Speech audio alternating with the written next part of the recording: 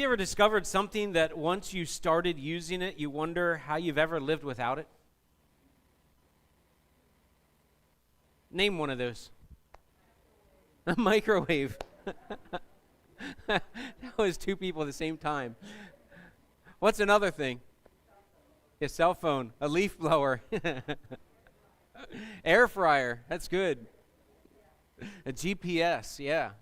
Remember the old maps that you flip? Oh man, GPS is way better. Now we don't even know where people live anymore. We just follow our phones. It's very interesting. There's a lot of things like that, and the one thing that, as I was thinking about that I would relate probably most to, and there's a few things in my life that I could that resonated with me there, but one of the things is my cell phone. As many of you have mentioned, I was an early adopter of the cell phone, of the smartphone. I got the iPhone 3G. Yeah, I was way early in on that. And how many had the iPhone 3? Like you're before me. Okay, there's a couple of you. All right. So I got into that. I had a smartphone before that, which was just a small little thing. But I've kind of been into that. But I'm not a techie. What it is I loved what you could do with it. And so I would use it in different ways. And so when my first kind of flip phone, smartphone, I got that because I could take my calendar and sync that on my phone, so I didn't have to carry at the time, the day timer, And so I was able to organize my life better on my phone. And then the iPhone 3G came out, and it was free at that time because they were trying to get you to buy into it. And so I was able to get that. And there's all kinds of benefits to this. Benefit is I am way better organized, or I have the potential to be way better organized, right? I remember a lot more because I can set up reminders that say you're supposed to be here in 10 minutes, and things like that. I can buy things. I can buy things from people locally. I can buy things on Amazon. I can buy things from around the world. I can communicate with people. I could literally make a phone call right now with Stephanie and Helga, who live in Germany, and watch them through FaceTime on my little phone, right? It's crazy. I mean, back when I was a kid, we used to say, that'll never happen. That's a Star Wars crazy thing, and it's here. But it was a game changer. And I still work at it. Recently, I've downloaded a couple apps on my phone to try to make me better at certain things. I work at my health through my cell phone. Goofy, right? And I work on all kinds of different things with business and ministry on apps on my cell phone. And when you walk around with this, you kind of know that your life's stuck in here in some way. Now, there's negatives to this as well, right? We understand this. The negative of this is while this has so many benefits, if you use it in a wrong way. Let me just kind of test this out.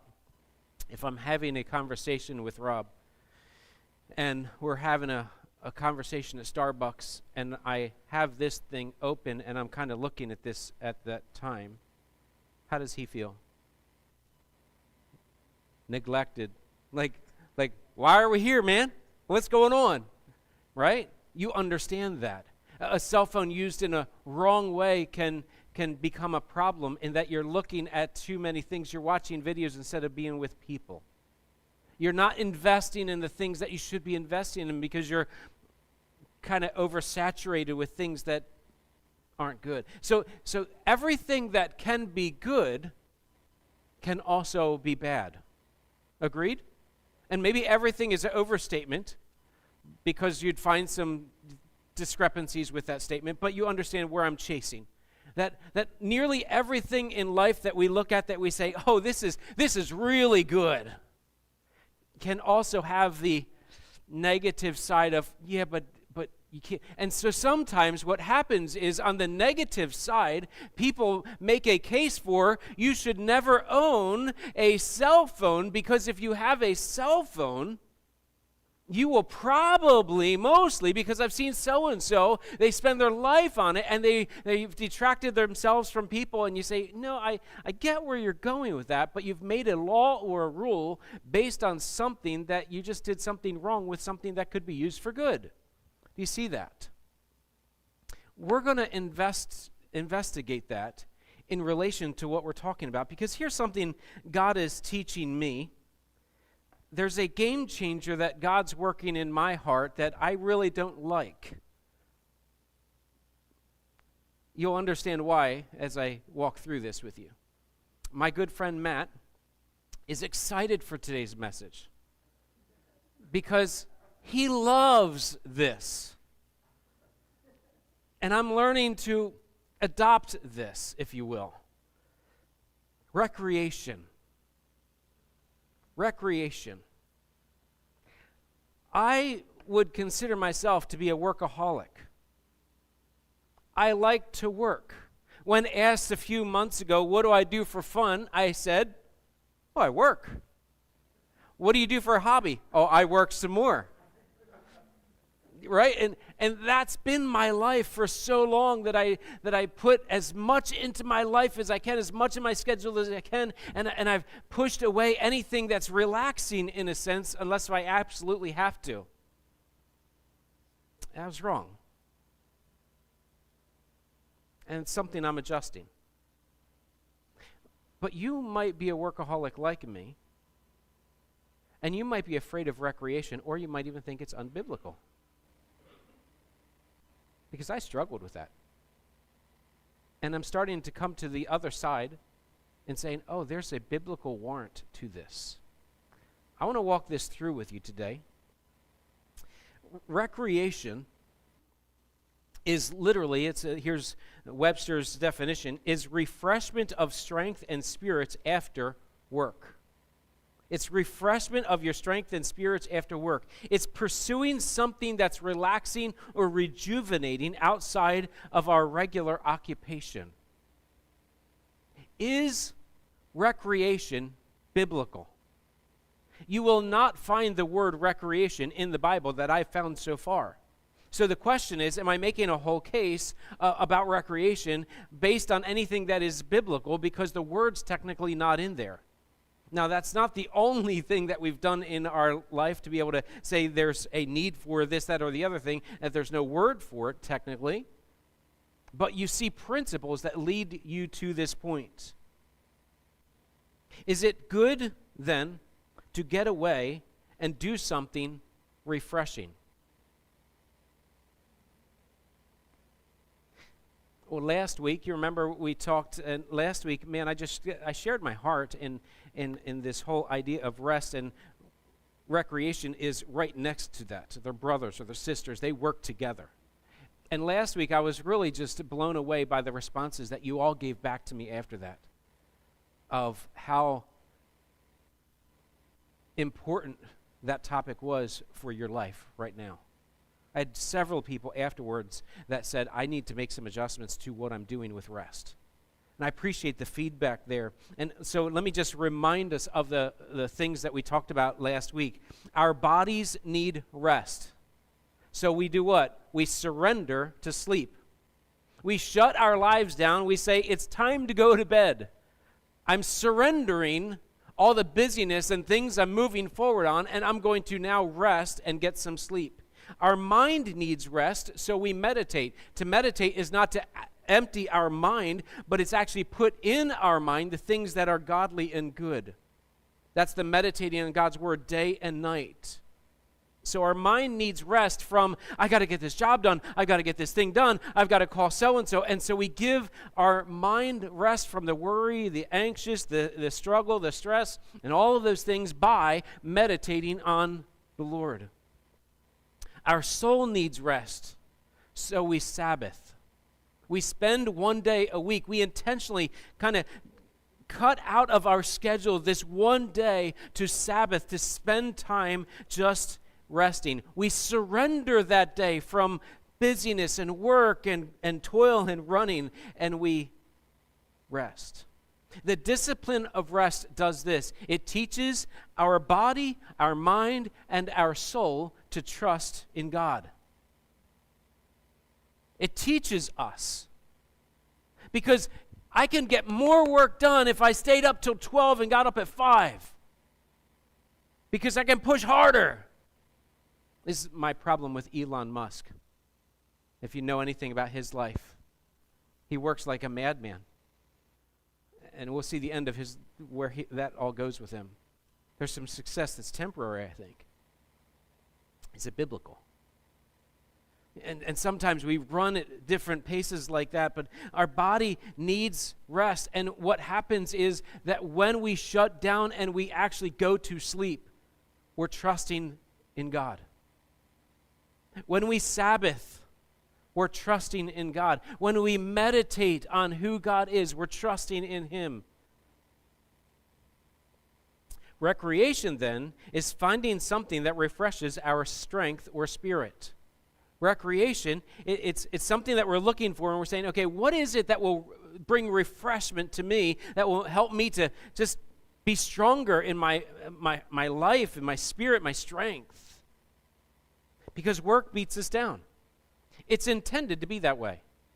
If you think that, this whole idea of working is going to be so fulfilling and great and grandiose, and it's going to be energizing every day, all the time, and I can just keep working 12-hour, 14-hour, 16-hour days, and it's going to be good, there's going to be good days, and if you enjoy the occupation that you're in, there's good days.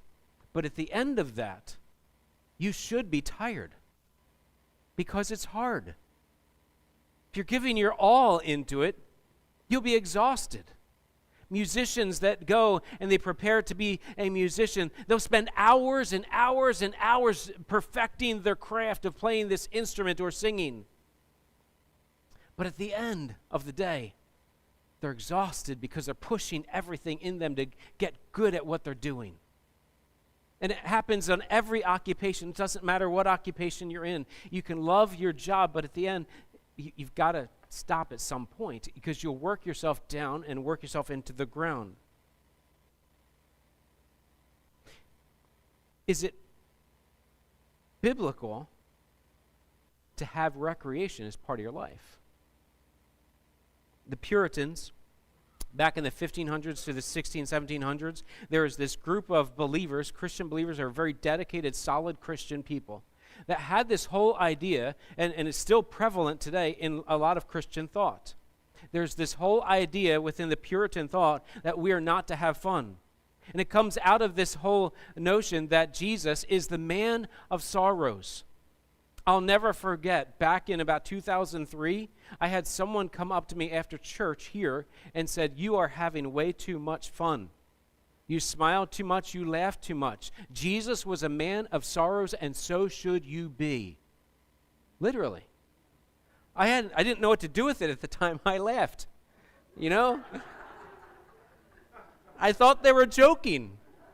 But they weren't joking. They were being honest and real. It comes out of this Puritan thought that you're not supposed to have fun. Everything's supposed to be serious. And you should be always in this contemplative mood, always thinking and always working. And God's always your focus. And you can't think about anything outside. And it's just this really rigid way of thinking. Are they right? I mean, we could say that they're not right, but biblically, can we actually defend the position that they're not right? Because in a European mindset that we're adopting more and more, there's this idea that we should have a lot of time off and a lot of vacationing. And let me push in a little bit on the Christian mindset. There used to be this idea that we went to church on a regular basis. Sunday morning Sunday school, Sunday morning church, Sunday night church, Wednesday night church, Tuesday afternoon or Tuesday evening visitation, and then Saturday was a bus route kind of a thing. And we had all these things going on, and our lives the circle was all around what was going on at church. And the average person was at church every week, at least to one service, and there was a day in this church where if you missed one of the services of Sunday school, Sunday morning, Sunday night, and Wednesday night, you were confronted for missing what God wanted you to be part of. And the reality of that is that today, you understand this, people travel more, people are busy doing all kinds of things, people are vacationing, recreating in different kinds of ways, and what happens is church becomes the secondary or third or whatever thought, and if I make it, I do. So we've come a long way, and it's easy to adopt the mentality of the Puritans were wrong. But biblically, where should we be? Because everything we do should be centered on what does God have for us, not just what does our current culture have for us. Because 20 to 50 years ago, the current culture was we surrounded ourselves with doing things around the church and work, and that's what we did. We didn't know our neighbors because we were too busy doing church stuff to know our neighbors. And there's a lot of things that went with that. So let's go to Genesis 1. But you don't have to turn there with me because I'm going to walk through this in a way that it just gives summary points. I'm going to say this: God designed life to be refreshing. God designed life to be refreshing. There's my premise. Recreation is implied through creation. Recreation, it's implied through creation. Genesis chapter 1 is the whole creation account where God creates the world, and he creates the sun, moon, and stars, the light and the darkness, the animals and people, and all the things that we have around us. God created all of those things in Genesis 1, then Genesis 2 reiterates some of that, and then gives some instructions as a result. And here's what we see. We see God's character in his design and his provision for recreation. We see God's character in creation. We see that what he has done in the way that he designed creation, he provides for us recreation. Now, how do I get that? God creates first light and darkness. Isn't it nice to have light? God didn't have to do that, but chose to. Now, let's go a little bit further because there's some things that God did in the next few days. God creates the sun, moon, and stars. How many stars? Yeah, you can't count them. I learned something, or was reminded, I kind of knew this about Jamie yesterday. He was saying something interesting about him. He loves, correct me if I say it wrong, astrophotography. Okay, I got it right. Woo, what a big word. You know what astrophotography is? It's somebody that likes to take pictures of like the stars and stuff. They make these telescopes that you can computerize and they'll follow a star. So cool. Take pictures and video. It's a star that we can't see. You can zoom in and see it. It's incredible. God made the sun, the moon, and the stars in such a way that we actually get to enjoy them. Where I grew up at night, in a summer night, we didn't have a lot of the light issues in the sense that we have here in New Jersey, but I would sit on the front yard and just look up at the sky, looking at the stars. It's like, wow.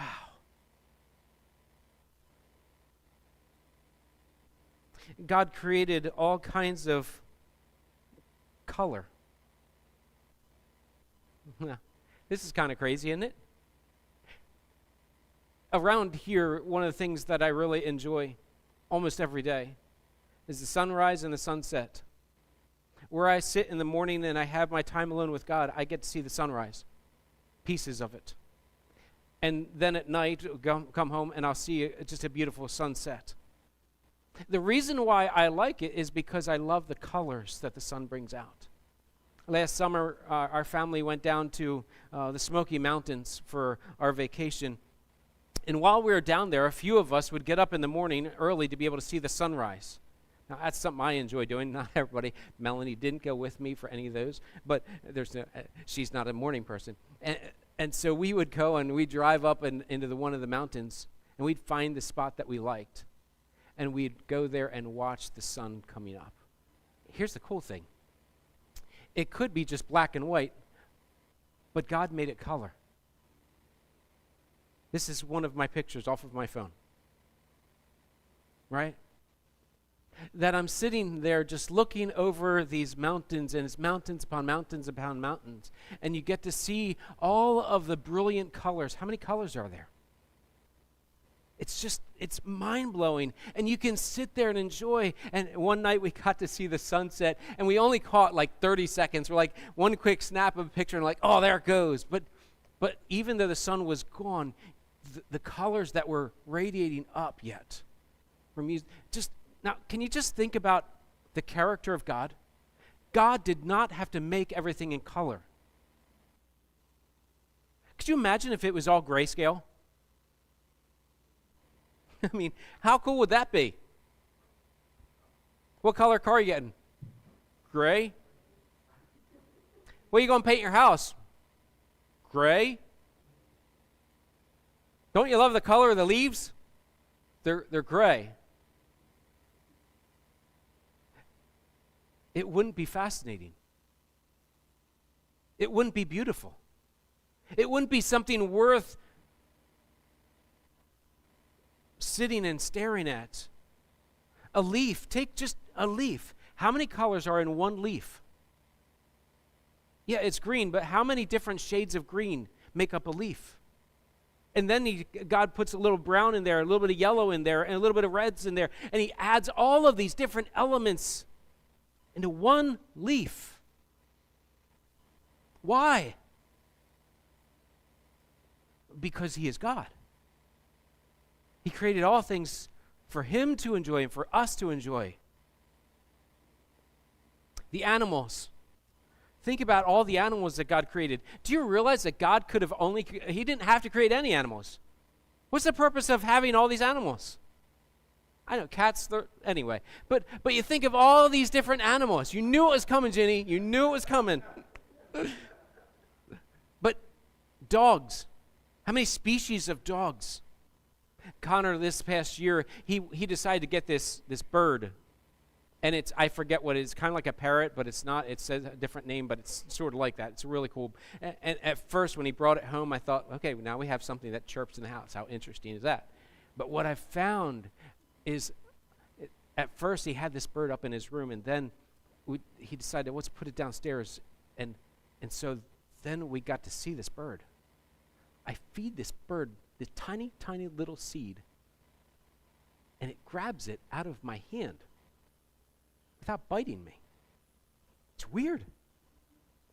We walk in the door, and the bird's quiet, and I'll be sitting there just doing, and somebody walks in the door, Connor or Jillian generally, they'll walk in the door, and the bird hears the door, and all of a sudden the bird's like, going crazy, not out of fear, but, hey, I'm here, pay attention to me, and you can hear the personality of the bird.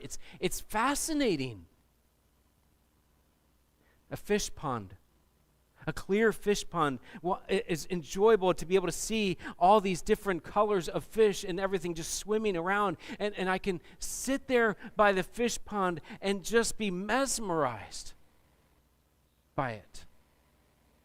This is where my friend Matt loves the old hymn, How Great Thou Art. It's one of his favorites. And we used to, when we sang that regularly, we would skip the third verse. Summer and winter, and where it's talking about the creation and the different seasons. Think about the seasons that God brought into our life. We are in a specific area of the continent or of the country or the world where we get to enjoy all 4 seasons, sometimes within a week, right? It's fascinating. And what we see here is we see all of this that God put into place for recreation purposes, for us to enjoy. Now I'm going to pick on something else because I only got 10 weeks left of preaching, so I'm going to pick on something else and have some fun here. Ready? Genesis chapter 1 into Genesis chapter 2. What command did God give to Adam and Eve in those 2 chapters? There's only one. Yeah, not to eat a tree. You're right, too. You're right. Don't do this, but do this instead. Be fruitful and multiply. Let's go here. You ready? Think about how crazy this is. Here's what God did. God said, I'm going to give you one command. Go have sex. Isn't that great? Why? So that you can make babies. Time out. God could have made it so different. God could have made having children to be something that's transactional. Think about this. See, you understand my mind goes crazy on different things, right? So think about this. And maybe some of you might prefer this. But God could have made it so that you go up and all you have to do is shake their hand and they're pregnant. Think about this, right? God could have done that. A high five, fist bump, and oh, you got it.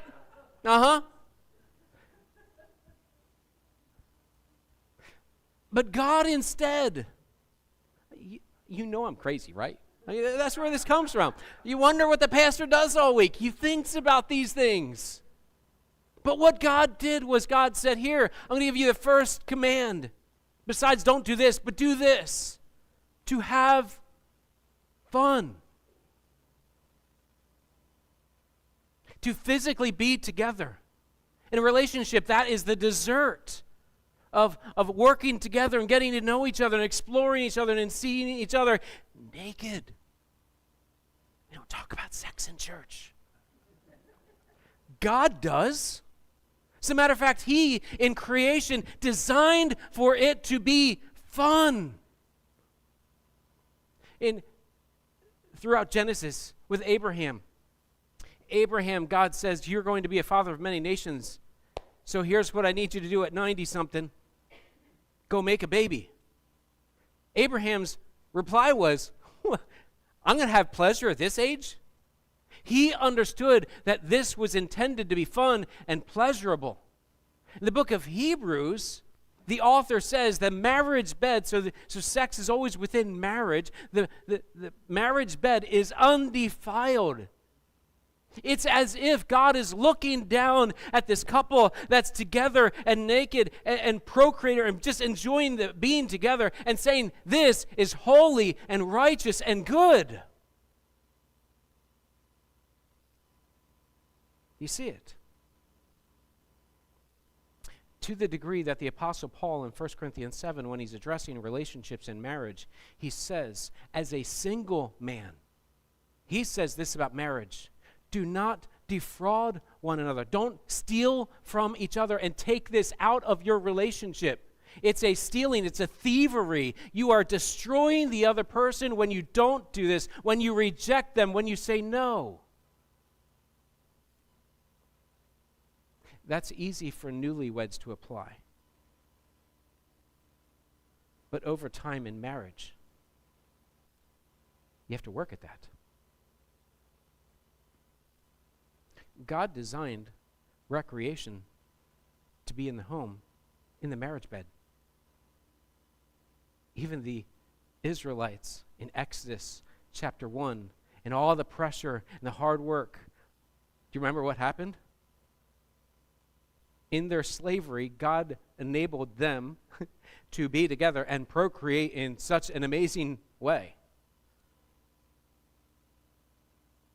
The principle's there. It's obvious. And I'm just teaching God's word because I think we probably need to hear some of these things. Yes, by the way, just like this can be used for bad, so can all the other things. Right?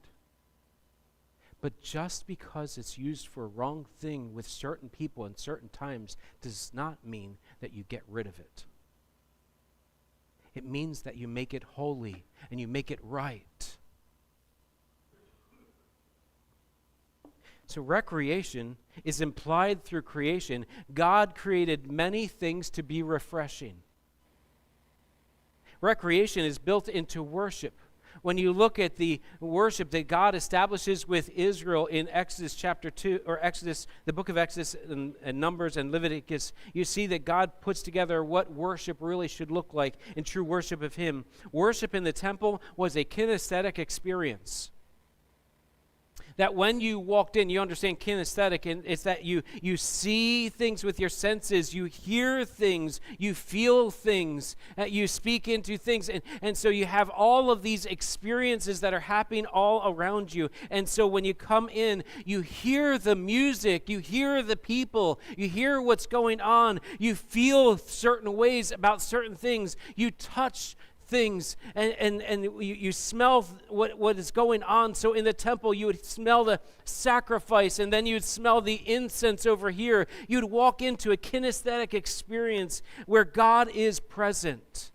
Think about the musicians alone. When he set up the musicians in the temple, he set them up to be those that were excellent with music. It wasn't just anybody. Just because you have a guitar, just because there's a piano, doesn't mean you should be playing it.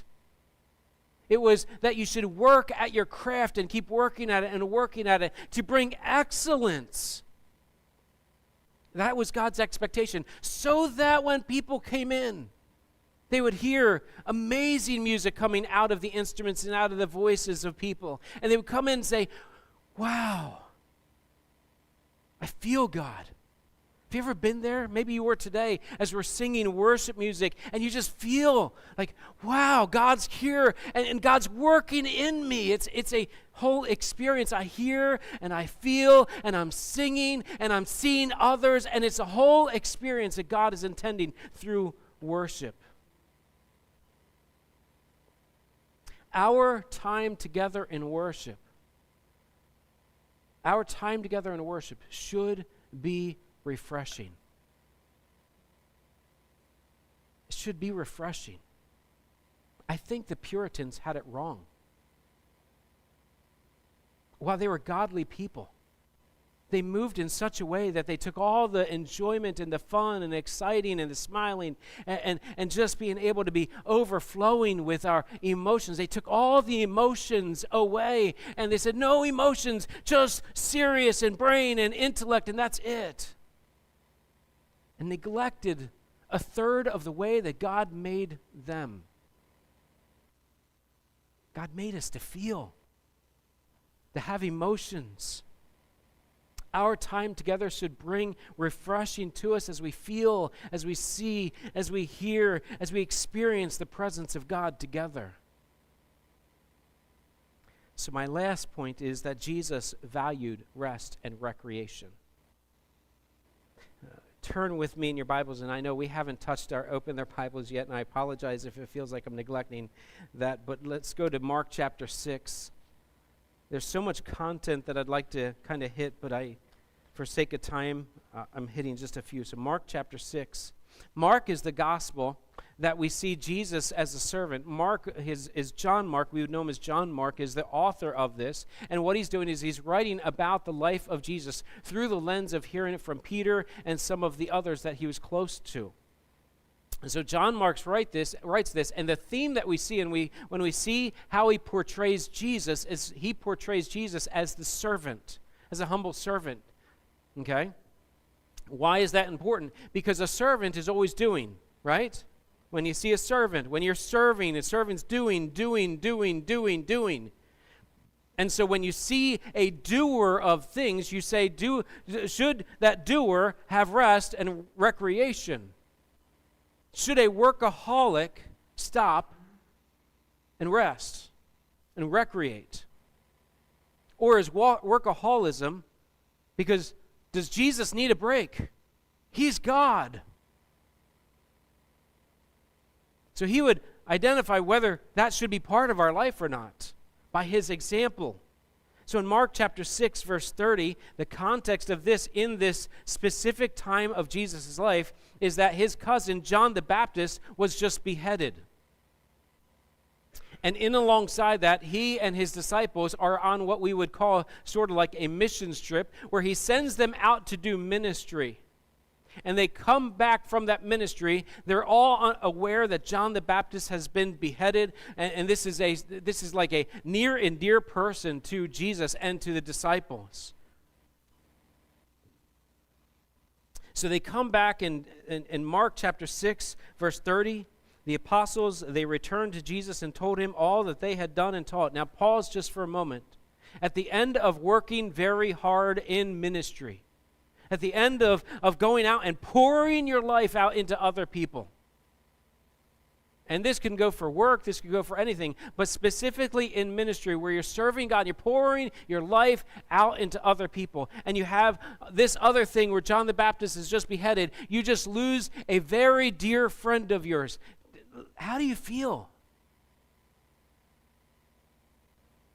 Exhausted? Tired? Hurting? Empty? So if you feel where the apostles are, you read the next part and you say, okay, how does Jesus respond when we've poured everything out in our life? What does Jesus want to have happen? And here's what he says in verse 31. And he said to them, come away by yourselves to a desolate place and rest a while. Instead of, okay, guys, now that you're back, I know that was a rough time, but it's okay. Neglect your emotions. Don't worry about that. Don't feel about John the Baptist. We'll see him again in eternity. Let's get to work. Let's go to the next town. Let's get this done. Let's go. Come on. That's what I always thought life was supposed to be, personally. Let's work harder. Push your limits. There's more to be done. Don't stop. I need to accomplish a lot for the Lord, even in good things. And Jesus says, guys, let's go rest. Let's together go away to a desolate place. And by desolate, you could read into that however you want to read into that, because we really don't have a good context for it. But he says this, for many were coming and going, and they had no leisure even to eat. If I were to put this in our vernacular today, I would say, as I did with my family the other night, it was Friday night, as I had worked all day, I was tired from the work all week, as you get this way, right?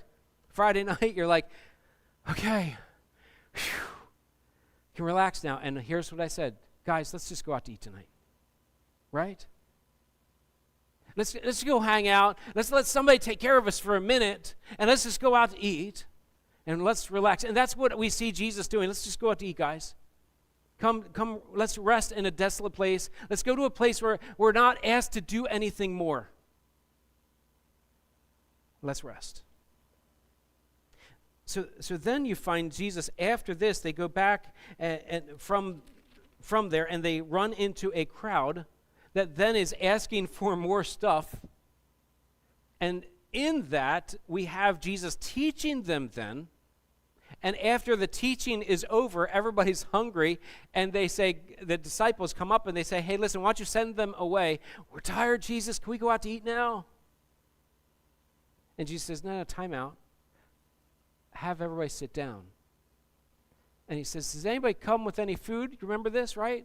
And what does Jesus do? He takes this little kid's lunch, right? 5 loaves and 2 fish. You know, in Sunday school, you had the goldfish you did with the crackers, and anyway, right?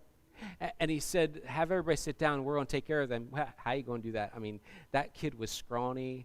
I don't think, that wasn't going to hardly feed him. And we got that guy over there, he's going to need, Jesus, really? Okay, we trust you. And they fed 5,000.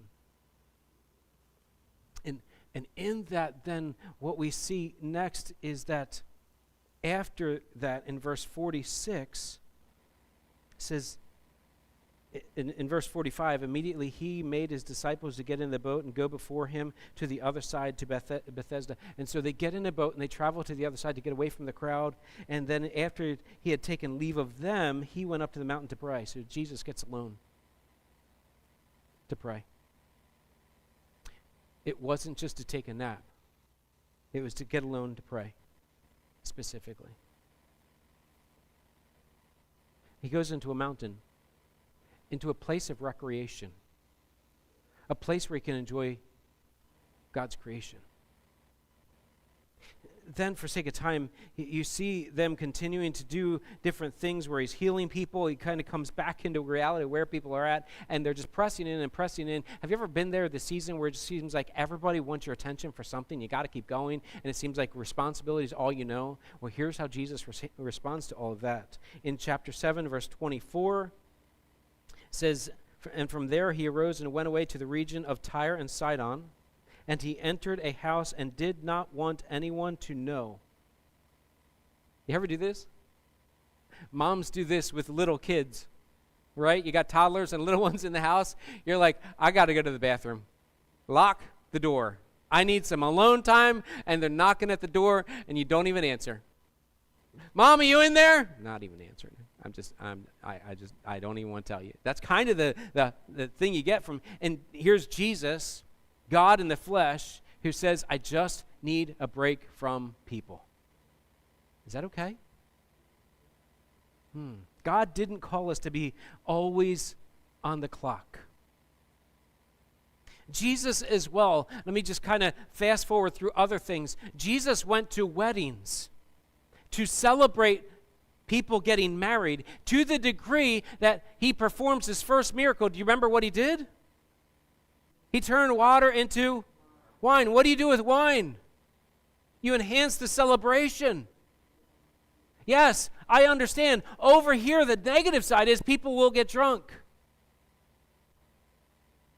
But for some reason, Jesus was okay and good with the recreation aspect of being together. You see Jesus going to people that are having a party and was criticized for that by the Pharisees. What are you doing with them? You shouldn't be there. That's a bad place for you to be because they're recreating too much. And these people are terrible people to be around anyway. Here's Jesus along with people that know what it is to have a good time. Not over in the I'm ungodly and sinning side, but I am righteous and holy, working together with other people and enjoying some things. Jesus was on a boat fishing a lot. I don't know if he cast a... did he actually go fishing or just go on the boat? Does it matter? He's constantly getting into a boat and going out for whatever. It's consistent. There's ample evidence that Jesus knew how to get refreshed through rest and reconciliation. Because of all of that, I just say, okay, that gives us a warrant to stop being a workaholic and rest in the Lord, learn how to trust in him, surrendering our lives and everything to him, to learn to trust in God and to recreate, to enjoy actively what God has for us. There's many books, articles, and TED Talks on this as well. And I've been through a few of these over the last few months specifically. And if I were to summarize this with what I've seen, and this is just people doing life and observing life and giving their ideas about life back, here's what I would say. They kind of conclude, recreation is active rest. It's active rest. It's not just I sit down as a couch potato. It's active rest that brings refreshment. Recreation is active rest that brings refreshment. Appropriate recreation enhances then brain activity. They find this in science, that appropriate recreation it actually enhances your brain activity. Well, that seems to make total logical sense, and they have the science to even back that up.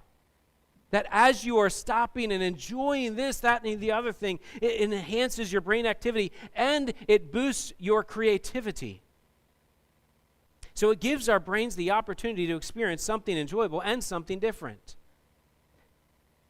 They say this, if you do this in a way that includes other people, it actually multiplies its effectiveness.